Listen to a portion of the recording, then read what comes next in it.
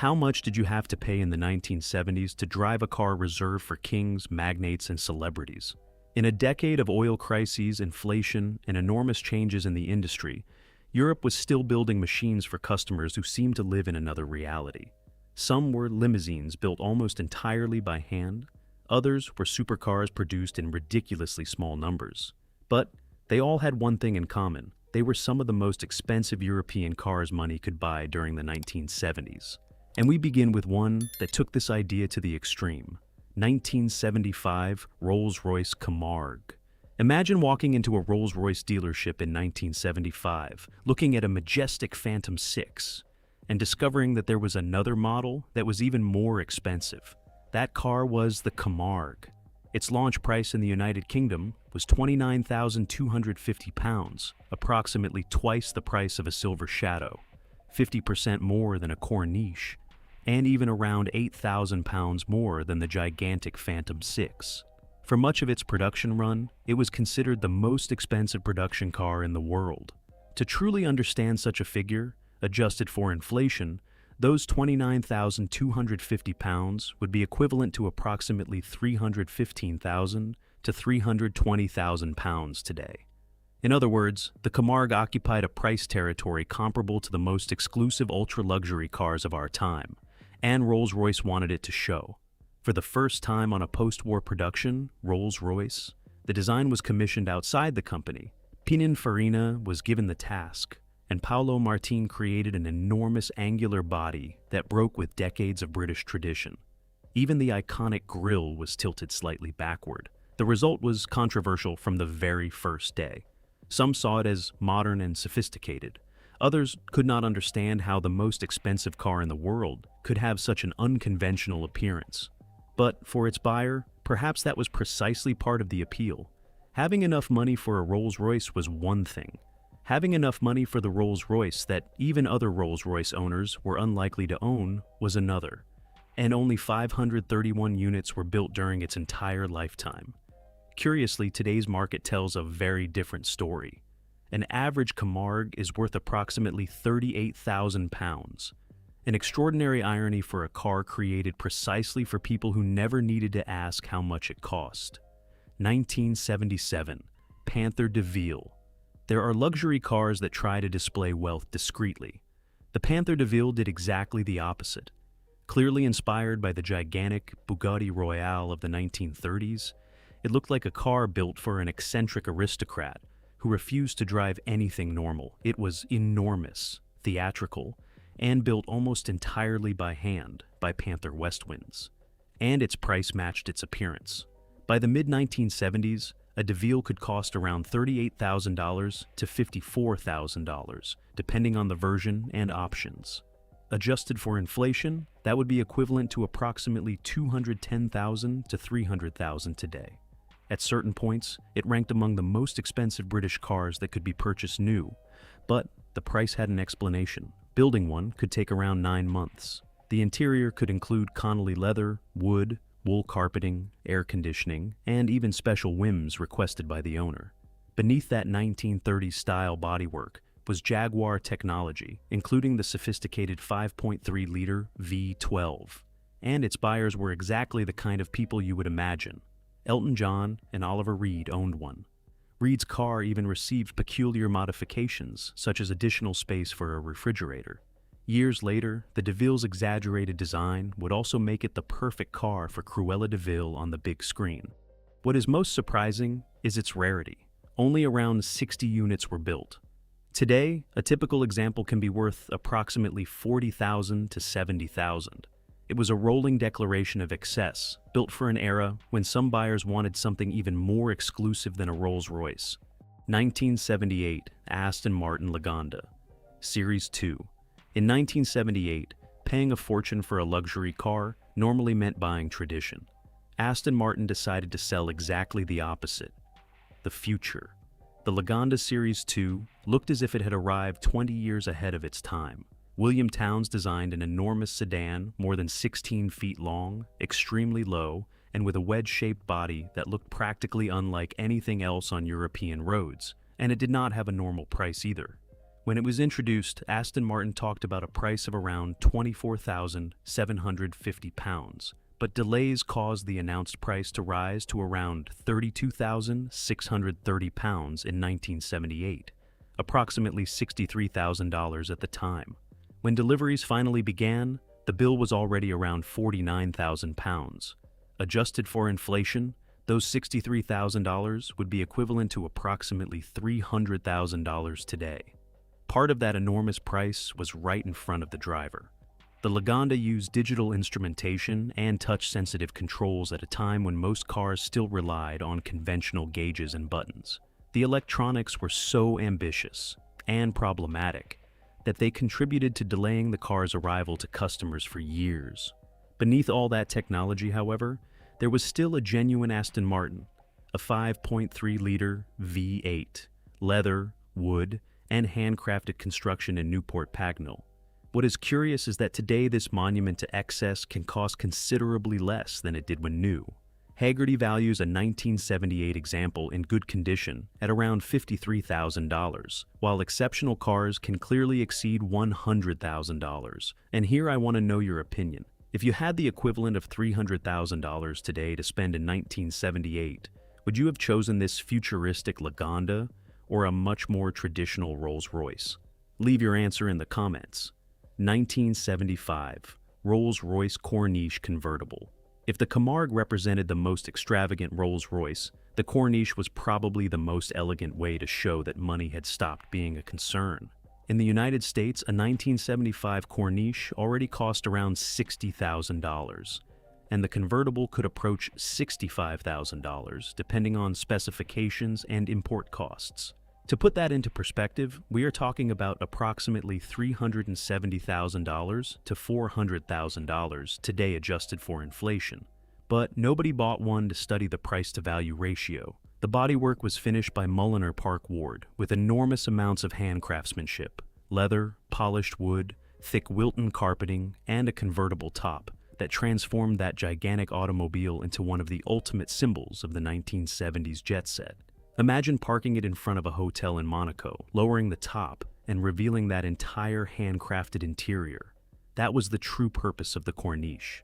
Under the hood was the familiar Rolls-Royce 6.75-liter V8, paired with a 3-speed automatic transmission. It even used sophisticated hydraulic systems derived from Citroën technology for elements such as the brakes and self-leveling suspension. It was not meant to be sporty. It was supposed to make a mediocre road seem to disappear beneath its wheels. And here appears one of the great ironies of this list. A car that would be equivalent to almost $400,000 today can now be found for far less. The market for Corniche models of this generation generally sits at approximately $35,000 to $70,000, depending heavily on condition, history, and body style. 1978. Aston Martin V8 Vantage. In the 1970s, spending a fortune normally meant choosing between luxury or performance. Aston Martin decided to offer both in the same car. The Vantage had appeared just a year earlier and quickly received an extraordinary nickname, the first British supercar. Aston Martin talked about nearly 170 miles per hour, enough to make it the fastest production four-seater in the world. The 0 to 60 miles per hour sprint could be completed in around 5.2 seconds, performance capable of troubling even Ferrari and Lamborghini. But that kind of speed came at a price. A 1978 Vantage cost around £20,000 to £23,000, approximately $40,000 to $45,000 at the time. Adjusted for inflation, we are talking about roughly $200,000 to $225,000 today. And absurdly expensive options could still be added. One example sold new that year received a special orchard green paint finish that, by itself, cost another £1,000. From the outside, it still looked like an elegant British Grand Tourer, but its enormous tires, front spoiler, and distinctive raised tail warned that this was not a conventional Aston Martin. The 5.3-liter V8 received more aggressive camshafts, larger valves, and enormous Weber carburetors, bringing output to approximately 380 horsepower. Everything was still assembled with the handcrafted character that made these cars so expensive. And exclusivity was extreme. The early Vantage models from this era were produced in tiny numbers, making 1977 and 1978 examples especially desirable. Today, something curious happens. This Aston Martin has retained its value far better than several of the previous cars on our list. Hagerty values a 1978 V8 Vantage in good condition at around $132,000, while exceptional and especially original examples can comfortably exceed $200,000. Because this was not simply one of the most expensive Aston Martins of its time, it was practically a supercar dressed like a gentleman's automobile. 1975 Ferrari 365 GT4 BB. So far, we have seen cars created to display wealth through wood, leather, and silence. Ferrari had another interpretation, making a fortune look dangerous. The GT4 BB was extremely low, wide, and radically different from the Daytona it replaced. Behind the occupants sat a 4.4-liter flat 12 engine, making it the first road-going Ferrari with this mid-engine configuration to actually reach production. Its body was designed by Pininfarina and built by Scaglietti, and it definitely was not cheap. By 1975, a 365 GT 4BB cost approximately $30,000, a figure that would be equivalent to around $180,000 today adjusted for inflation. Eric Clapton paid approximately that amount for his After Falling in Love with the similar Ferrari driven by George Harrison. But Ferrari was not selling exclusivity alone.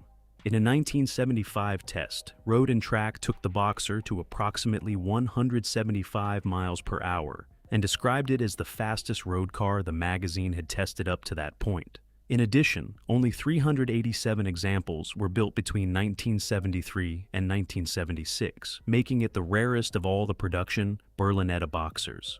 And here something different happens compared with several of the earlier Rolls-Royces. This Ferrari is worth far more today than it was when new, even after accounting for inflation. Hagerty currently values a good example at around $399,000, practically identical to the market benchmark. And some exceptional cars have already gone much further, reaching $605,000 in January 2026. So I want to know, if you could choose only one, would you rather spend your fortune on the absolute luxury of a Rolls-Royce or on this Ferrari? Leave your answer in the comments, because in 1975, money could buy comfort, or it could buy one of the most extraordinary Ferraris of the entire decade. 1975 Lamborghini Countach LP 400. In 1975, spending a fortune on a car could buy you a quiet and comfortable Rolls-Royce, or a machine that looked as if it had landed from another planet. The Countach LP 400 was exactly that. Marcello Gandini abandoned the sensual curves of the Miura and drew an extremely low, angular, and aggressive body, crowned by scissor doors that would eventually become a Lamborghini signature. Even its name was strange. Countach came from a Piedmontese expression of amazement, something similar to what almost anyone probably said when they saw one passing by. And that kind of spectacle cost a huge amount of money. In the United States, the reference price of a 1975 LP 400 was around $74,500.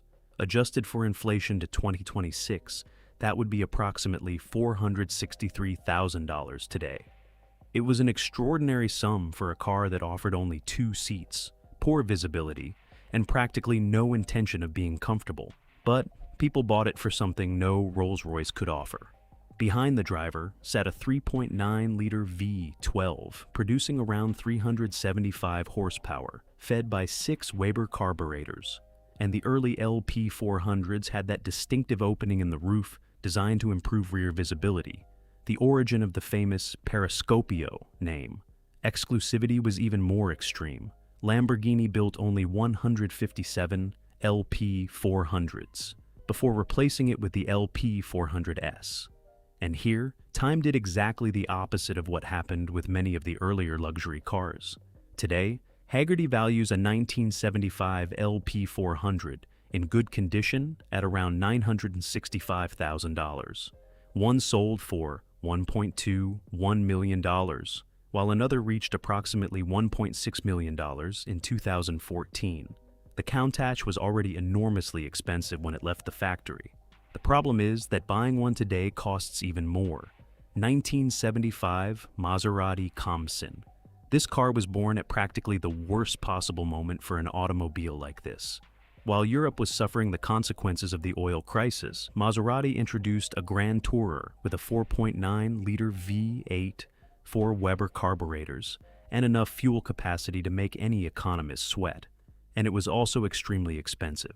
By the mid-1970s, its price in the United States was around $33,500, approximately $200,000, today adjusted for inflation. It was territory reserved for customers wealthy enough to look at an energy crisis through the window of a Maserati. But the Khamsin had something that even its price could not fully explain. It was designed by Marcello Gandini at Bertone, the same man behind the Countach.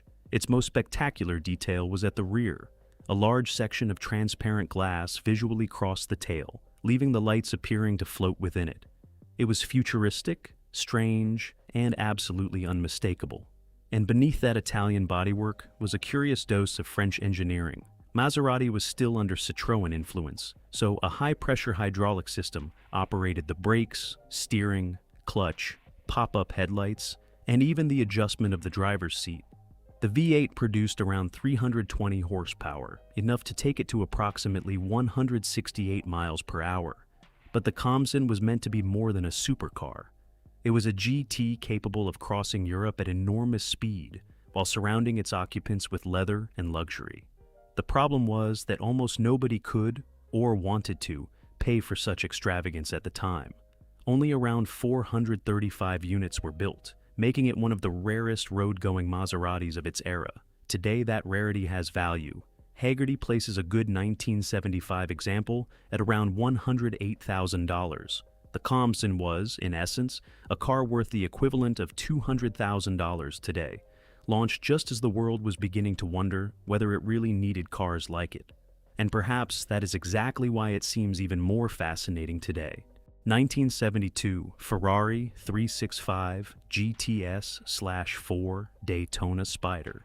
In 1972, even having enough money for a Ferrari Daytona did not guarantee that you could buy this one, because the Daytona Spider was not simply the open-top version of the famous coupe. Ferrari, together with Scaglietti, built only 121 original examples, such a small number that decades later, many Daytona coupes would end up being artificially converted into Spiders in an attempt to imitate it. When new, it cost around $25,000, a fortune in the early 1970s. Adjusted for inflation, that figure represents approximately $200,000 today.